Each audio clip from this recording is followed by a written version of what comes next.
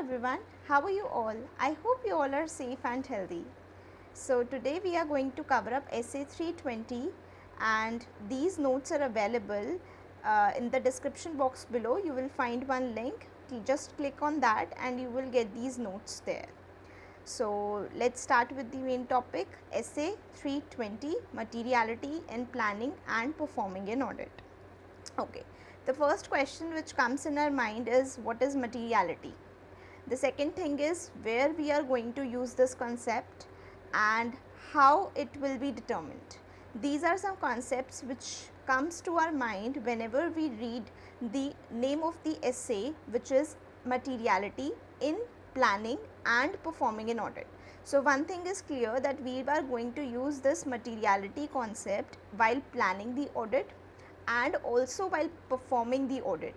Both the times we are going to use this concept. So the first question is what is materiality? तो materiality एक level of amount होता है या amount होता है basically amount जो कि किसी चीज़ पर based होता है.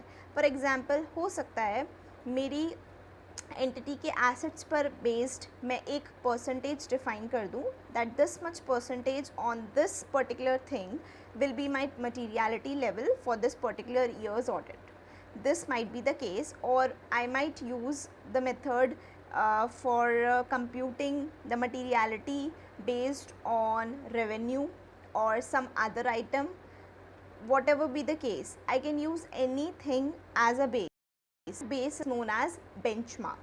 अब मैं बेंचमार्क पे कुछ परसेंटेज अप्लाई करके कैलकुलेट कर सकती हूँ एक amount which will be my materiality level जब भी मैं इस एंटिटी का ऑडिट परफॉर्म कर रही हूँ फॉर दिस पर्टिकुलर ईयर. तो ये हर साल कैलकुलेट होती है बेसिस मतलब बेंचमार्क इसके लिए डिफरेंट हो सकता है depending upon the cases and depending upon the factors. Also we have been given a lot of factors which helps us to determine what benchmark we should consider while calculating the materiality level. So we'll cover that topic as well.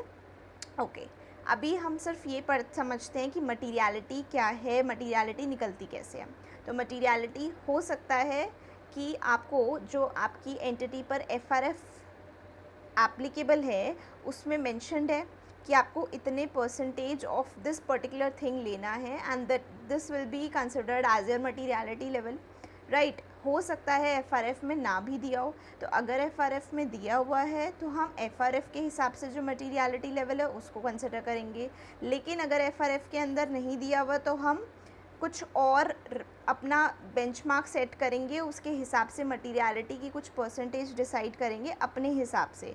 अब अपने हिसाब से कैसे करेंगे उसके लिए हमारे पास कुछ फैक्टर्स हैं, कुछ फैक्टर्स को ध्यान रखेंगे, कंसिडर करेंगे वाइल डिटर्मिनिंग दी मटीरियलिटी लेवल. तो वो कौन से फैक्टर्स हो सकते हैं? वो फैक्टर्स जैसे कि अगर मैं देखूँ कि इन चीज़ों की वजह से हमारे जो यूज़र्स हैं, फाइनेंशियल स्टेटमेंट्स के यूज़र्स हैं, जो फाइनेंशियल स्टेटमेंट्स को देखकर उन पर बेस्ड कुछ डिसीजंस लेते हैं, उनके डिसीजंस पर अफेक्ट हो सकता है because of this particular thing. तो हो सकता है ना हमें कुछ ऐसी चीज़ें आइडेंटिफाई हो, हम उनके बेसिस पर उन पर बेस्ड कुछ मटीरियलिटी लेवल सेट कर सकते हैं, राइट. सो अब यहाँ पर हमने पढ़ा कि यूज़र्स के बेसिस पर या यूज़र्स के डिसीजंस जिस चीज़ से इन्फ्लुएंस हो सकते हैं हम उस चीज़ को कंसिडर करेंगे. बट यूज़र्स का मतलब क्या एक एक यूज़र की नीड्स को देखा जाएगा, उसके डिसीजंस को देखा जाएगा कि किस यूज़र का किस पर्टिकुलर चीज़ के फैक्टर की वजह से डिसीजन चेंज हो सकता है? नहीं. यहाँ पर हम इंडिविजुअली सभी यूज़र्स को कंसिडर नहीं कर सकते because there are large number of users who are using the financial statements, who are making the decisions by using the information provided in the financial statements. So we cannot consider each and every individual for that matter, but yes, we can always consider a group of people whose economic decisions may get affected because of this particular thing. So कोई भी miss statement हो सकती है जिसकी basis पर जिसकी वजह से यूज़र्स का डिसीजन अफेक्ट हो सकता है. तो हम उन फैक्टर्स को कंसिडर करते हुए ध्यान से सोचेंगे कि मटीरियलिटी लेवल क्या रखना चाहिए। एफआरएफ में दिया है तो कोई प्रॉब्लम ही नहीं है, एफआरएफ के हिसाब से कर लेंगे, बट अगर एफआरएफ में नहीं दिया तो हमें कुछ चीज़ों को ध्यान में रखकर मटीरियलिटी लेवल को डिसाइड करना पड़ेगा। मटीरियलिटी लेवल मतलब कोई भी अमाउंट जिसके बेसिस पर मैं ये डिसाइड करूँगी कि अब अगर मैंने सपोज़ 10 लाख की मटीरियलिटी निकाली है कि 10 लाख मेरे लिए मटीरियल अमाउंट है, ये मटीरियल है। अब 10 लाख से जितने ऊपर वाली एंट्रीज़ होंगी, ट्रांजैक्शंस होंगी, या 10 लाख से ऊपर वाली जो भी वो होंगे एंट्रीज़ होंगे, that I need to check why because this is material for me. मैंने मटीरियलिटी लेवल निकाला, उससे ऊपर जितना भी है दैट इज़ मटीरियल। मुझे अच्छे से प्रोसीजर्स अप्लाई करके हर एक चीज़ चेक करना ज़रूरी है, ठीक है। अब हो सकता है ना उसके जो नीचे वाली हैं ट्रांजैक्शंस, उसमें भी कुछ मटीरियल मिस स्टेटमेंट्स हो सकती हैं। येस ऑफ कोर्स, उसमें भी मटीरियल मिस स्टेटमेंट्स हो सकते हैं। तो वो कैसे चेक करोगे? फॉर एग्जांपल मैंने एक पर्टिकुलर आइटम देखा, कोई भी आप एक्सपेंस देख सकते हो, कोई भी इनकम देख सकते हो। मैंने एक वो देखा, उसके हिसाब से I need to decide.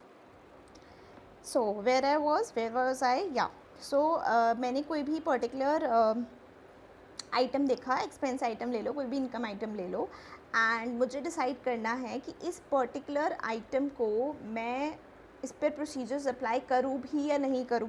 Materiality तो तब देखोगे ना जब उस पर प्रोसीजर्स लगा रहे हो और फिर आपको पता चल रहा है कि इस पर चेक करना है नहीं करना। बट परफॉर्मेंस मटीरियलिटी का मतलब होता है कि मैं किसी कोई पर्टिकुलर चीज़ देख रही हूँ, इस पर्टिकुलर चीज़ में मुझे इस पर्टिकुलर चीज़ की चेकिंग भी करनी है या नहीं करनी है, नहीं करनी। Performance of the concept of procedures or something like that, do we need to perform that or not, उसको डिसाइड करने के लिए we use the concept of performance materiality। performance materiality हमेशा आपके materiality level से कम होती है, obvious ही बात है। क्यों? क्योंकि आपको ये ही डिसाइड करना है अभी कि मैं इस पूरे आइटम में से एक पर्टिकुलर आइटम को चेक भी करूँ या नहीं। फॉर एग्जाम्पल मैंने एक्सपेंसेस के लिए मटीरियलिटी लेवल निकाला 10 lakhs। अब एक्सपेंसेस में बहुत सारे हेड्स होंगे, अब उन बहुत सारे हेड्स में से आई नीड टू सी कि मुझे कौन से हेड्स की चेकिंग करनी है। तो अब मैं परफॉर्मेंस मटीरियलिटी निकालूंगी based upon my materiality level कि फॉर एग्जांपल मैं suppose 80% of the materiality level जो भी आइटम्स होंगे इस इतने या इससे ज़्यादा 80% या 80% से ज़्यादा के उन आइटम्स को उन हेड्स को मैं चेक करूँगी in the main head which is the expense head, ठीक है। फॉर एग्ज़ाम्पल मैंने जैसे 80% बोला, तो अब मैं 80% या उससे ज़्यादा वाली अमाउंट की जितनी भी मेरी आइटम हेड्स होंगे उनको लूँगी और उन पर अपने प्रोसीजर्स को अप्लाई करूँगी, ठीक है। तो ये मेरी हो जाती है performance materiality. I hope you are able to understand कि मटीरियलिटी में और परफॉर्मेंस मटीरियलिटी में क्या डिफरेंस होता है, ठीक है। मटीरियलिटी इज़ ऑलवेज मोर और greater than the performance materiality, क्योंकि हम परफॉर्मेंस मटीरियलिटी कुछ एक परसेंटेज ही होता है ऑफ द मटीरियलिटी। तो मटीरियलिटी का ही कुछ पोर्शन होता है बेसिकली, उसी में से उसी पर कुछ परसेंटेज अप्लाई करके हम परफॉर्मेंस मटीरियलिटी को कैलकुलेट करते हैं, ठीक है। तो मटीरियलिटी आपकी जो होती है वो प्रोफेशनल जजमेंट पर बेस्ड होती है। क्यों? क्योंकि ऐसा कोई सेट रूल नहीं है या कोई थंब रूल नहीं है कि हमेशा मुझे इतनी ही मटीरियलिटी लेवल रखना है। Why? Because it depends upon a lot of factors. FRF में है तो वेल एंड गुड है, नहीं है तो हमेशा ही जजमेंट बेस्ड होगी, क्योंकि हर एक एंटिटी पर कि अलग केस टू केस डिपेंड करेगा कि मुझे क्या मटीरियलिटी लेवल रखना है based upon the risks of material misstatements. So आपने मेरे साथ SA 315 ऑलरेडी कवर किया हुआ है, या आपने हो सकता है खुद से भी पढ़ा हो। अगर आपको किसी भी तरह से SA 315 समझ आया और याद है तो मैं आपको ये बताना चाहती हूँ कि SA 315, SA 320 and SA 450 all these are interlinked. So सबसे पहले हमें SA 315 की अंडरस्टैंडिंग होनी चाहिए। SA 315 में हमने पढ़ा था risks of material miss statement, किस तरीके से करते हो, किस तरीके से डिटेक्ट करते हो आप risk of material miss statements निकालते हो on the basis of understanding the entity and it's environment including it's internal controls. तो इंटरनल कंट्रोल्स की चेकिंग भी करते हो और साथ ही साथ आप एंटिटी को, उसके एनवायरनमेंट को समझने की कोशिश करते हो, जिसके बेसिस पर यू डिसाइड कि मटीरियल मिस स्टेटमेंट्स होने के चांसेस कितने हैं, रिस्क कितना है। अगर risk of material miss statements ज़्यादा होंगी, अगर रिस्क ऑफ मटेरियल मिसस्टेटमेंट ज़्यादा है तो आपको चेकिंग कम करनी होगी, ज़्यादा करनी होगी, ज़्यादा करनी होगी। वहीं अगर ऑपोजिट केस है तो उल्टा हो जाएगा, राइट। तो अगर रिस्क ऑफ मटेरियल मिसस्टेटमेंट ज़्यादा है, ठीक है, रिस्क ज़्यादा है, तो मुझे चेकिंग कम करनी चाहिए, ज़्यादा करनी चाहिए, ज़्यादा करनी चाहिए। ज़्यादा कब करोगे? जब मटीरियलिटी लेवल आपका कम होगा। मटीरियलिटी लेवल अगर मैं 8 लाख रखूँगी तो 8 लाख या 8 लाख से ऊपर वाले में चेक करूँगी आइटम्स को। अच्छा, अगर मटीरियलिटी लेवल में 10 लाख रखूँगी तो 10 लाख या 10 लाख से ऊपर वाली चेक करूँगी, राइट। तो अगर रिस्क ऑफ मटीरियल मिसस्टेटमेंट बहुत ज़्यादा है, गलती होने के चांसेस बहुत ज़्यादा हैं, मटीरियल मिसस्टेटमेंट होने के चांसेस बहुत ज़्यादा हैं, तो क्या करोगे? चेकिंग ज़्यादा करोगे। चेकिंग ज़्यादा किस केस में कर रहे हो? जब आपका मटीरियलिटी लेवल कम है। तो यही चीज़ मैं आपको एक्सप्लेन करने की कोशिश कर रही हूँ कि दोनों के बीच में इन्वर्स रिलेशन होता है। अगर आपकी रिस्क ऑफ मटीरियल मिसस्टेटमेंट ज़्यादा है तो आपका मटीरियलिटी लेवल कम होगा, क्योंकि अगर मटीरियलिटी लेवल कम होगा तो you will perform the procedures more, आपका NTE ऑफ प्रोसीजर्स ज़्यादा होगा, तभी आप डिटेल्ड चेकिंग कर पाओगे और रिस्क ऑफ मटीरियल मिसस्टेटमेंट को एलिमिनेट करने की कोशिश कर पाओगे, एटलीस्ट एब्सोल्यूट नहीं तो रीजनेबल एश्योरेंस ऑब्टेन कर पाओगे, ठीक है। आप ज़्यादा कम मटीरियलिटी लेवल को कम रखकर क्या इंश्योर कर रहे हो कि आपका जो डिटेक्शन रिस्क है, मतलब कोई मटेरियल मिसस्टेटमेंट हो और आप उसको ना डिटेक्ट कर पाओ, उस चीज़ का रिस्क कम से कम हो जाए। इसीलिए हम मटीरियलिटी लेवल को कम कर रहे हैं और ज़्यादा से ज़्यादा चेकिंग करके ये चीज़ इंश्योर कर रहे हैं कि हमारे जो रिस्क है of giving the wrong opinion, मतलब ऑडिट रिस्क, उसको भी मैं कम कर पाऊँ, at least at a reasonably low level.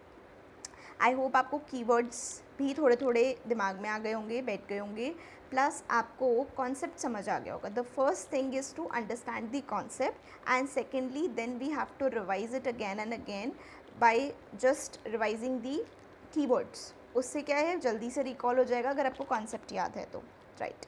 सो अभी मैंने सबसे पहले बोला था कि FRF में डिस्कस्ड है मटीरियलिटी, तो we will take it according to that. If it is not discussed then we have some principles which we may consider while determining the materiality level. So what are these principles? First one was the C, which misstatements can affect the economic decisions of the users. ठीक है, तो उसके हिसाब से आप देखोगे users means a group of people, not a specific person to be precise, okay.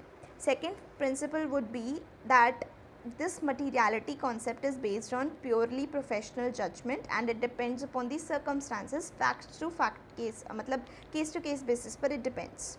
Also आपको materiality individually भी determine करनी होती है and aggregate में भी करनी होती है. अब इसका मतलब क्या है?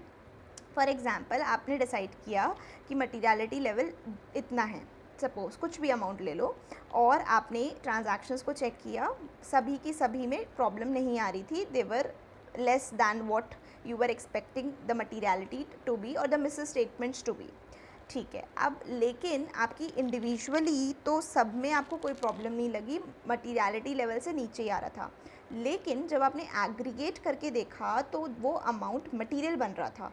तो इसीलिए बोला है कि हो सकता है ना जो एंट्रीज़ हुई हैं, जो एरर्स हुई हैं, ये जो फ्रॉड करने की भी कोशिश हुई है, वो इस तरीके से हुई है कि कहीं ना कहीं इंडिविजुअली तो मटीरियलिटी के स्कोप में वो ना आ पाए और फिर डिटेल्ड चेकिंग से बच जाए. इस वजह से क्या होगा, जो एरर्स फ्रॉड्स हैं वो इजीली पास थ्रू हो जाएंगे, किसी को पता नहीं चलेगा. इसीलिए हमें एग्रीगेट करके भी देखना पड़ता है कि इंडिविजुअली तो ठीक है मटीरियल नहीं है, बट कहीं ऐसा तो नहीं है सभी का टोटल अगर हम करें तो वो बहुत मटीरियल अमाउंट बन रहा है. तो इसीलिए हमें इंडिविजुअली भी कंसिडर करनी होती है मटीरियलिटी और एग्रीगेट करके भी कंसिडर करनी होती है. अच्छा, बताओ मटीरियलिटी का कॉन्सेप्ट आप सिर्फ जब ऑडिट को प्लान कर रहे हो उस टाइम बस लगा कर छोड़ दोगे, या फिर एक आइटम को चेक करते हुए लगा कर छोड़ दोगे, या फिर पूरे ऑडिट के टाइम आपको मटीरियलिटी कॉन्सेप्ट अप्लाई करना होगा?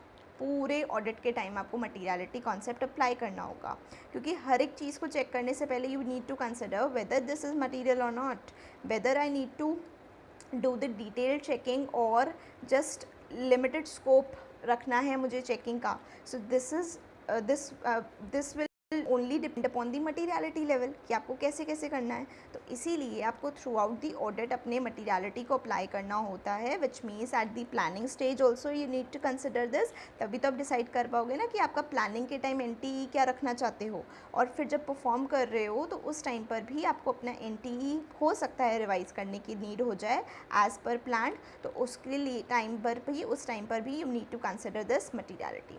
हो सकता है आपको कुछ ऐसे ऑडिट एविडेंसेस मिल रहे हैं जिसके बेसिस पर आपको अपना मटीरियलिटी लेवल को भी रिवाइज करना पड़ रहा है, चेंज करना पड़ रहा है। तो इसीलिए आपको हर टाइम मटीरियलिटी का कॉन्सेप्ट लगाना पड़ता है।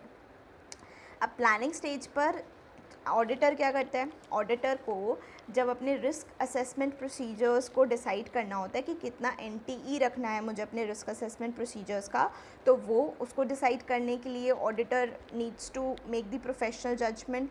ऑल्सो जब उसको अपने risk of material misstatements को आइडेंटिफाई करना होता है, असेस करना होता है, तब भी प्रोफेशनल जजमेंट लगती है। ऑल्सो जब आपने आइडेंटिफाई कर लिया, असेस कर लिया, अब फिर आप अपने फर्दर ऑडिट प्रोसीजर्स का NTE डिटर्मिन कर रहे हो, उस टाइम पर भी आपको जजमेंट अप्लाई करनी पड़ती है। तो ये सभी जजमेंट्स कैसे निकालोगे, जजमेंट्स का भी तो कुछ बेसिस होगा ना। ऐसे ही तो नहीं बोलोगे इस वाली सिचुएशन में ये कर लो, इसमें ये कर लो, एवं बिना किसी बेसिस के, बिना किसी थॉट प्रोसेस के ऐसे तो कुछ भी नहीं करोगे, राइट। सो ये process that is because of the application of materiality. आपको किस तरीके से किन किन आइटम्स को कितना चेक करना है, कब करना है, कैसे करना है, all this is because of the application of materiality. तभी तो आप डिसाइड कर पा रहे हो मुझे किस चीज़ को चेक करना है, किस आइटम को चेक करना है, किसको नहीं करना है, राइट। तो मुझे आई एम श्योर आपको ये अच्छे से क्लियर हो गया होगा, राइट। अब मैंने परफॉर्मेंस मटीरियलिटी आपको ऑलरेडी एक्सप्लेन कर दिया था, तो मैं एक बार फिर से बता देती हूँ। अच्छा, परफॉर्मेंस मटीरियलिटी मैंने आपको बताया था कि जो मटीरियलिटी है, मटीरियलिटी का ही कुछ परसेंटेज हमारी परफॉर्मेंस मटीरियलिटी होती है। हम इसे क्यों निकालते हैं, हम इसे इसलिए निकालते हैं कि हम ये डिटर्मिन कर पाएँ कि हमें इस हेड में से जो ये सब हेड्स हैं इनको चेक करना है या नहीं करना है। तो अगर मेरी एक performance while performing the procedures मुझे किस किस जगह पर परफॉर्म करना है, that will depend upon the performance materiality. तो एक अमाउंट मैं निकालूंगी which will be less than the materiality, it will be obviously less than materiality. Why? Because I am applying the percentage to the materiality level. So obvious सी बात है, अगर 100% नहीं है तो always it will be less than materiality, and obviously 100% से आप ज़्यादा अप्लाई नहीं कर सकते, क्योंकि होगा ही नहीं ना। जब टोटल ही 10 लाख है, 10 लाख का कुछ परसेंटेज निकाल के तो डिसाइड करोगे ना कि इसके जो सब हेड्स हैं उसमें से मुझे किस किस को चेक करना चाहिए, राइट। तो आई एम श्योर आपको बिल्कुल अच्छे से क्लियर हो गया होगा performance materiality. It is the amount set by the auditor at less than materiality for the financial statements as a whole और with respect to the account balances, transactions, disclosures if applicable. This is done because the auditor wants to reduce the audit risk to an appropriate low level. That aggregate of the uncorrected and the unidentified misstatements may exceed the materiality. तो अब ये इसलिए किया जाता है कि आपकी जो अनकरेक्टेड हो, ऐसा हो सकता है ना, करेक्ट होनी चाहिए थी, नहीं है, और ऐसी भी हो सकती हैं जो आइडेंटिफाई ही नहीं हो पाई। क्यों? क्योंकि मटीरियलिटी लेवल इतना रखा, अब मैंने किसी चीज़ को चेक ही नहीं करा, तो ऑब्वियस ही बात है ना, वो अनआइडेंटिफाइड रह जाएंगी, अनआइडेंटिफाइड भी रह जाएंगी, और कुछ ऐसी होंगी आइडेंटिफाई कर ली लेकिन उनको करेक्ट नहीं किया गया। तो इस वजह से इन सभी का जो टोटल है वो मेरी मटीरियलिटी को एक्सीड कर सकता है, ऐसा मुझे लग रहा है। इसीलिए मैं अपने ऑडिट रिस्क को रिड्यूस करने के लिए परफॉर्मेंस मटीरियलिटी का लेवल सेट कर रही हूँ, राइट। अब मटीरियलिटी को इस्टेब्लिश करने के लिए ऑडिटर को क्या क्या करना पड़ता है? तो ऑडिटर को मटीरियलिटी लेवल पूरे फाइनेंशियल स्टेटमेंट्स के लिए डिटर्मिन करनी पड़ती है। तो लेकिन अगर कहीं कहीं उसको लगता है कि स्पेसिफिक सर्कमस्टांसेस में मुझे किसी पर्टिकुलर ट्रांजैक्शन के लिए या पर्टिकुलर किसी भी अकाउंट बैलेंस के लिए या कोई भी स्पेसिफिक डिस्क्लोजर है, उसके लिए जो मटीरियलिटी है वो मुझे चेंज करनी चाहिए या फिर कुछ और रखनी चाहिए, तो that is also very much okay, क्योंकि आप कर सकते हो, क्योंकि हर चीज़ this is all based on judgement, professional judgement. So वो तभी तो बोल रहे हैं ना कि स्पेसिफिक सर्कमस्टांस है तो अगर चेंज करने का लग रहा है, because it is based on case to case, facts पर बेस्ड है, सर्कमस्टांसेस पर बेस्ड है। सो अगर कुछ चेंज करने की रिक्वायरमेंट है तो you can change it as well, also आपको जो परफॉर्मेंस मटीरियलिटी है वो भी कंप्यूट करनी है, और वो कंप्यूट कैसे कर पाओगे? Only when you have established the materiality level. अब हो सकता है ना आपने जब प्लान किया था ऑडिट उस टाइम पर आपको मटीरियलिटी लेवल कुछ और लग रहा था, बिकॉज आपने तब तक प्रोसीजर्स उतने नहीं करे थे, राइट आपने सिर्फ इनिशियल प्रोसीजर्स किए थे, तो आपको नहीं लग रहा था कि मुझे इतने ज़्यादा प्रोसीजर्स अप्लाई करने की ज़रूरत पड़ सकती है, क्योंकि मुझे risks of material miss statements बाद में मिले हैं, मुझे ऑडिट एविडेंसेस मिले हैं ऐसे जिसमें मुझे लग रहा है कि risk of material miss statements बहुत ज़्यादा हैं, तो मुझे डिटेल चेकिंग करनी पड़ेगी, राइट तो हो सकता है मैंने materiality level while planning the audit कम रखा हो, because risk of material misstatements उस टाइम मुझे कम लग रहे थे, तो इसीलिए मैंने मटीरियलिटी लेवल को थोड़ा ज़्यादा रख लिया। सॉरी, मैंने थोड़ा सा उल्टा बोल दिया। अगर मुझे risk of material miss statements बहुत ज़्यादा लग रहे थे तो मैंने मटीरियलिटी लेवल को कम रख दिया, लेकिन जैसे जैसे मैंने ऑडिट किया आई रियलाइज़ कि risk of material misstatements कम हैं, तो I can keep the materiality level at a high level, so that will also be okay if I do that. तो उस केस में क्या होगा? उस केस में I will revise the materiality level from what I had plan to what I am actually performing. So इस materiality level को जब आप रिवाइज करोगे तो obviously you need to document the same. Obviously आपको इन सब चीज़ों का डॉक्यूमेंटेशन रखना पड़ेगा, because your performance materiality will also change once you change the materiality level. You will consider this for the financial statements as a whole, also for the individual transactions, account balances and disclosures, and also you need to obviously change your performance materiality। इन सभी चीज़ों का आप documentation करोगे, और अगर कोई भी इनमें चेंजेस होते हैं इनिशियल वालों का भी डॉक्यूमेंटेशन होगा, और अगर कोई रिविजन होती है तो उनका भी डॉक्यूमेंटेशन होगा। मैंने ये तो बता दिया मटीरियलिटी एक अमाउंट होता है, लेकिन ये मटीरियलिटी निकालने के लिए what I need is a base, क्योंकि मैं कुछ परसेंटेज अप्लाई करूँगी किसी चीज़ पर तो ही तो ये अमाउंट आएगा ना। तो वो क्या चीज़ है जिस पर मैंने परसेंटेज अप्लाई करी है? That is my benchmark. तो यहाँ पर बताया हुआ है बेंचमार्क के बारे में। तो बेंचमार्क एक बेसिकली बेस है। बेस क्या होता है? एक स्टार्टिंग पॉइंट होता है जहाँ पर मैं अपनी मटीरियलिटी को डिटर्मिन करने के लिए उस बेस पर कुछ परसेंटेज को अप्लाई कर देती हूँ। अब इस बेस को डिसाइड करने के लिए कि क्या बेस सही रहेगा, क्योंकि अगर आपका बेस सही नहीं है तो आपकी मटीरियलिटी लेवल सही नहीं निकलेगी, और मटीरियलिटी लेवल सही नहीं निकलेगी तो आपके ऑडिट प्रोसीजर्स का एनटीई, आपका जो ऑडिट एविडेंसेस हैं, आपका जो रिस्क है ऑडिट रिस्क है, वो सब बेकार हो जाएगा, right? So you need to take the base very appropriately and with all with due care. So that is why there are some factors which you need to consider while selecting the or identifying the appropriate benchmark. So what are these factors? Let's understand them one by one. First of all is the elements of financial statements. What are the elements of financial statements? Elements of financial statements are your liabilities, assets, equity, revenue, expenses. So इसके basis पर कि assets का इतना percent, liabilities का इतना percent, this way you can decide the benchmark, right? Nature of the entity is one of the factors कि मेरी entity का environment क्या है, जहाँ पर वो ऑपरेट कर रही है वहाँ पर कितना बेंचमार्क रखना चाहिए, लाइफ साइकिल कितनी है, प्रोडक्ट लाइफ साइकिल कितनी है, इंडस्ट्री कैसी है, इस बेसिस पर भी मुझे डिसाइड करना पड़ सकता है। क्यों? क्योंकि risk of material misstatements में also very because of the industry. हर एक इंडस्ट्री में risk of material misstatements अलग अलग हो सकते हैं, इंटरनल कंट्रोल्स अलग अलग हो सकते हैं। तो इसीलिए जब risk of material misstatements में चेंजेस हो सकते हैं बिकॉज ऑफ इंडस्ट्री स्पेसिफिक्स, तो उसी रीज़न की वजह से मुझे बेंचमार्क भी उसी हिसाब से डिसाइड करना पड़ेगा। तो इसीलिए मैंने कहा कि 315 से काफ़ी लिंक्ड है। 315 में हमने ऐसे ऐसे पॉइंट्स पढ़े थे, राइट। ऑल्सो अगर कुछ भी आपके फाइनेंशियल स्टेटमेंट्स हैं, फाइनेंशियल स्टेटमेंट्स पर कुछ आइटम्स ऐसे होते हैं जिसमें यूज़र्स का फोकस, अटेंशन जनरली जाता ही जाता है, right.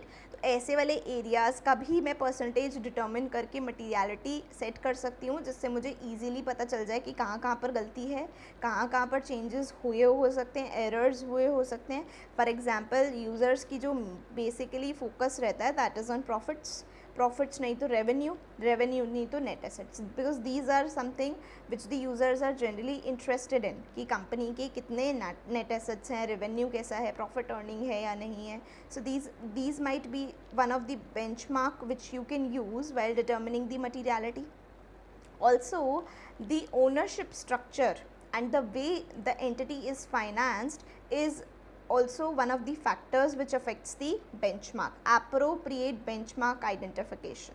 So there may be a case where the entity is fully debt oriented, means it is financed by the debt only, no equity. In that particular case, what will the users look for? The users will look for the net assets, whether the company will be able to repay its debts or not. Why? Because अगर company के assets ही नहीं हैं तो किस तरीके से repayment होगा, earnings ही नहीं है तो किस तरीके से रीपेमेंट होगा. तो obviously they will always look for this point कि एसेट्स कितने हैं, अर्निंग्स कितनी हैं. सो इसीलिए हम इस बेसिस पर भी मटीरियलिटी लेवल सेट कर सकते हैं.